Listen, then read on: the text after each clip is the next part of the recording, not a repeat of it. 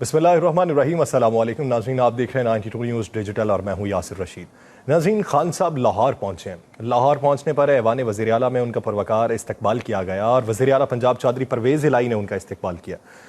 आज के दिन आपको वो कुछ हक़ाइक़ बताने हैं कि जो चौधरी परवेज़ इलाही साहब खान साहब के बारे में राय रखते थे। चौधरी परवेज़ इलाही साहब ये कहते थे कि खान साहब को मैं मशवरे कम देता हूँ क्योंकि मैंने पहले उन्हें बहुत मशवरे दिए और मेरे अक्सर मशवरों पर वो नाराज़ हो जाया करते थे। अब मैं मशवरे नहीं देता, अब मोनस इलाही की वसातत से उन तक बात पहुँचाता हूँ। अगर वो मान लें तो 100 बिस्मिल्लाह, ना माने तो उनकी मर्ज़ी है। उनका ये मानना था चौधरी परवेज़ इलाही का कि मैंने बहुत से लोगों को रिलीफ दिया था बतौर स्पीकर पंजाब असम्बली, जो हमारे मुखालिफिन भी थे। मैं ये समझता था कि वज़ादारी की जो सियासत है, उस वज़ादारी की सियासत में आप किसी पे अपने दरवाजे बंद नहीं कर सकते। आपको सबके साथ राबिता बहाल रखना होता है क्योंकि ये सियासत है और सियासत के अंदर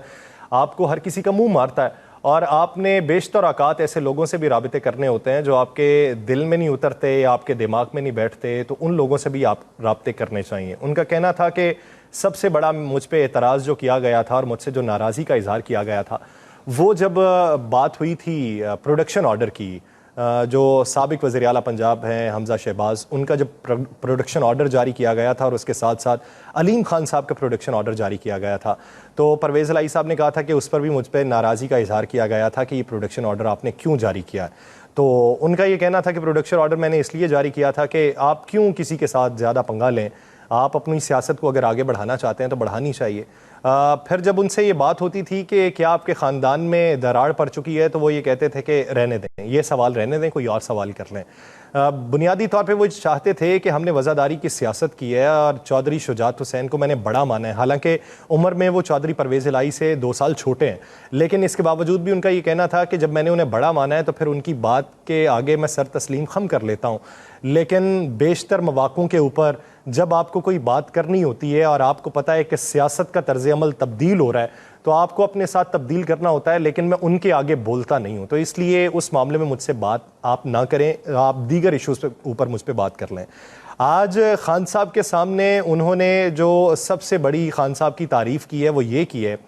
कि आपने जो मुंह मोड़ा मुनहरिफ अराकीन से कि जो नाराज़ होकर दूसरी तरफ चले गए, वो आपकी बेहतरीन हिकमत अमली थी। चौधरी परवेज़ इलाही साहब इससे पहले मौक़िफ़ कुछ और रखते थे। उनका ये कहना था कि अगर कोई उधर चला गया है तो ये जो बारगेनिंग है, ये जो परिंदे अपने घोंसले तब्दील कर लेते हैं, ये तो दहाइयों से होता आया है कि जब भी इलेक्शन होने वाले हों तो बहुत से आपके साथी जो हैं वो दूसरी तरफ चले जाते हैं और बहुत से उनके लोग जो हैं वो आपकी तरफ आ जाते हैं। तो ये जो रकीब बन जाते हैं या जो हरीफ बन जाते हैं, ये वक्त के साथ साथ होता रहता है। तो इसलिए मुंह नहीं मोड़ना चाहिए, किसी के खिलाफ इतना हार्श स्टेप नहीं उठाना चाहिए या नैरेटिव नहीं अपनाना चाहिए कि जिससे ये लगे कि सियासत में अक्ल कुल आप हैं। वो उनका ये मानना था। लेकिन आज के दिन जब वो परवेज़ इलाही वज़ीर आला पंजाब बन चुके हैं तो उनका ये मौक़िफ़ है कि खान साहब की जो पॉलिसी थी वो बेहतरीन थी। उन्होंने जो मुंह मोड़ा और हार्श नैरेटिव लिया कि नहीं, अगर ये हमारी तरफ से चले गए हैं तो ये अब हमारे साथ नहीं रहे, ये बागी हो गए हैं, ये मुनहरिफ हो गए हैं, ये लोटे हो गए हैं, इनका मुस्तकबिल अब हमारे साथ नहीं हो सकता, दूसरे लोगों के साथ ही होगा जिधर ये जा चुके हैं। इन्होंने बेहतरी का रास्ता छोड़कर अबतरी का रास्ता इख्तियार किया है, तो ये उन्हीं को सूट करता है, ये हमें सूट नहीं करता। तो आज फिर उन्होंने उनकी खुल के तारीफ़ की है खान साहब की। और पिछले दिनों में उनके जो राबते थे वो खान साहब से बहुत कम हुआ करते थे, टेलीफोनिक गुफ्तगू भी बहुत कम हुआ करती थी और मोनस इलाही जो उनके साहबजादे हैं उन्हीं के तवस्सुत से वो उनसे बातचीत करते थे। लेकिन अब जब वो वज़ीर आला बन चुके हैं और पाकिस्तान तहरीक इंसाफ के हिमायत याफ्ता हैं, तो अब वो राबतों का सिलसिला दोबारा से तेज़ हुआ है। एक तरफ पुलिस में बड़े पैमाने पर तकर्रो तबादले किए जा रहे हैं, 7 बड़े जो अभी तक तबादले हो चुके हैं। उसके बाद अगली नज़र होगी ब्यूरोक्रेसी के ऊपर। ब्यूरोक्रेसी में जो बड़े बड़े तबादले होंगे वो चीफ सेक्रेटरीज के तबादले होंगे। उसके साथ साथ ब्यूरोक्रेसी में जो ज़िला इंतज़ामिया की सतह पे है वहाँ पर तबादले किए जाएंगे और फहरिस्तें मुरतब की जा रही हैं कि वो कौन से लोग हैं जो हालिया दिनों के अंदर, यानी पाकिस्तान मुस्लिम लीग नून की जब हुकूमत थी तब वो किस शहर से किस शहर में उनका तबादला हुआ, किसकी ईमा पर हुआ, उन्होंने क्या बेनिफिट्स लिए, अब उनकी फहरिस्तें मुरतब की जा रही हैं। दूसरा जो फेज़ है इसका तबादलों का वो ब्यूरोक्रेसी है और ब्यूरोक्रेसी में भी बड़े पैमाने पर तकर्रो तबादले किए जाएंगे।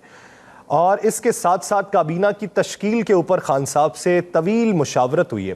اور خان صاحب نے جو ایک تو مبارکباد پیش کی ہے واسق قیوم عباسی کو اور سبطین خان کو اسپیکر اور ڈیپٹی اسپیکر منتخب ہونے پہ۔ اب جو اگلا مرحلہ ہے وہ کابینہ کی تشکیل کا ہے۔ اس میں پاکستان مسلم لیگ کاف کے جو اراکین ہیں انہیں تو وزارتیں ملیں گی ہی، لیکن جو پرانے چہرے ہیں انہیں بھی دوبارہ سے لایا جائے گا، یعنی فیاض الحسن چوہان صاحب کو دوبارہ لایا جائے گا، اور پھر بڑی سطح پہ وہ لوگ لائے جائیں گے جو حالیہ 25 مئی کے دنوں میں جو لانگ مارچ کے لیے نکلے تھے اور ان لوگوں نے جو اپنی گراں قدر خدمات دی تھیں اور ڈٹے رہے تھے، ان کو پھر سے وزارتوں کی کرسی پر براجمان کیا جائے گا، اور ان لوگوں کو نظر انداز کیا جائے گا جنہوں نے اپنی گرفتاریاں دیں، ان لوگوں کو نظر انداز کیا جائے گا جن کا یہ کہنا تھا کہ راستے بند تھے اور ہم کسی طریقے سے پہنچ نہ سکے، ان لوگوں پہ بھی اس وقت نظر نہیں کی جائے گی اور ان کو ابھی فہرستوں میں نچلی سطح پہ رکھا جائے گا۔ اس کے ساتھ ساتھ خان صاحب نے یہ احکامات جاری کیے ہیں کہ وفاق کی سطح پہ سیلاب متاثرین کی امداد نہیں ہو رہی بلکہ دورے صرف ہو رہے ہیں، اور دوروں میں صرف تشہیری مہم چلائی جا رہی ہے، بنیادی اقدامات نہیں کیے جا رہے، تو آپ بطور وزیر اعلیٰ بنیادی اقدامات کریں۔ تو چودھری پرویز الہی نے یہ کہا کہ جو جاں بحق افراد ہیں ان کے لیے ہم نے ان کے گھرانوں کے لیے فی کس 8 لاکھ روپے امداد کا اعلان کیا ہے، اور اس کے علاوہ جو راجن پور اور تونسا کے جو شہر ہیں جو زیادہ متاثرین میں سے ہیں وہاں پر بھی بحالی کے اقدامات جلد از جلد کیے جائیں گے اور تیزی کے ساتھ کیے جائیں گے۔ اس کے ساتھ ساتھ چودھری پرویز الہی صاحب نے یہ موقف اپنایا ہے کہ آنے والے دنوں کے اندر پنجاب کی سیاست میں اگر پاکستان تحریک انصاف کو پھر سے زیادہ مضبوط بنانا ہے اور پاکستان مسلم لیگ نون کو